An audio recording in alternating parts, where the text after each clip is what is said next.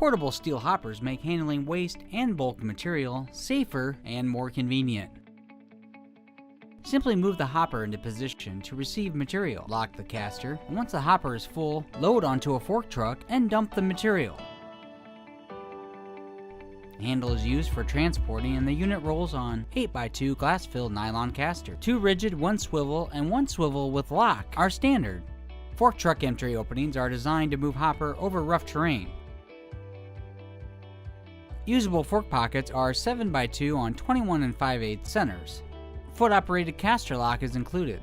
The cable is operated from the seat of the fork truck that manually dumps the hopper, and the units must be attached to a fork truck when dumping.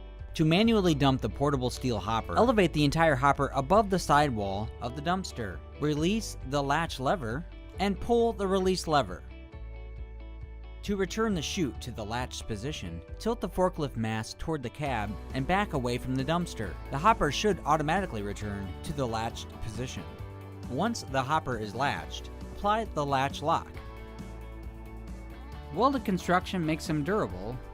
Has a blue baked-in powder-coated toughness with galvanized base. Capacity is 2,000 pounds.